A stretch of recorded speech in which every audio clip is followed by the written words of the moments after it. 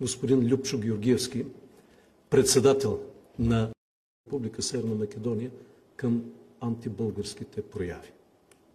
Че е покрила отдавна всички критерии за членство, осъществява, забележете, съдебно преследване на етническа основа. Нещо повече, в ход е подготовката на ново, още по-абсурдно обвинение срещу Любчо Георгиевски.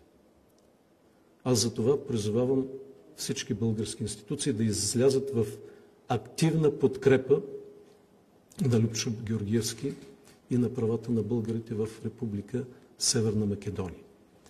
И очаквам непрекъсната работа с нашите партньори от Европейския съюз, НАТО, Съвета на Европа, Организацията за сигурност и сътрудничество в Европа и другите международни институции за осветляване и недопускане на манипулации и дискриминация спрямо българите в Северна Македония и спрямо България. За да не ставаме свидетели отново на такива скандални проекти на доклади, като този на Европейския парламент за подготовка на членството на Република Северна Македония в Европейския съюз.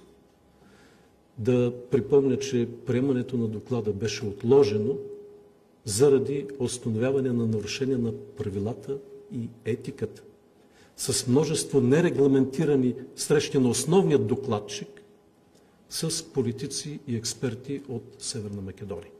И аз очаквам този въпрос да не изпада от вниманието на българските политици и институции. Още веднъж, Любчо, добре дошъл. За мен е истинско удоволствие и бъди убеден, че имаш моята пълна подкрепа. Да ви изразя голема благодарност, господин президент, за подкрепата, която ни я давате.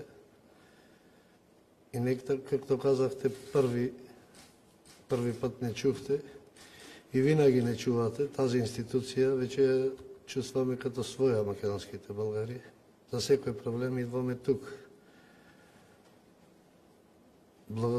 Благодаря за подкрепата. Искам да знаете нещо, ние на тези път ще останем твърсто и непоколеблива. Присъдата, която е врачена срещу мен, аз я приемам с чест и с гордост. Да те судят в днешно време като българин в Македония, за мен е чест. А още по-голема чест е, че съм Ванчо Михайловист. Така да, ние тек до първа ще почнем да ги изразяваме нашите проблеми навсякъде по Европа. Ще се обжалваме, ще пускаме писма, ноти за всеки един проблем, който го имаме в страната ни. Това имам да кажем. Благодаря ви още еднъж. Благодаря на президентската институция, на вас лично, че винаги сте тук, когато ни трябва. И от тези моменти благодаря на цялата българска държава, която застана зад нас, като българи в Република Северна Македония и не защитава по най-добрия начин, който може. Имаме прекрасни отношения с дипломатите в Скопие, Битола, всичко е наред. Нашата борба ще продължи.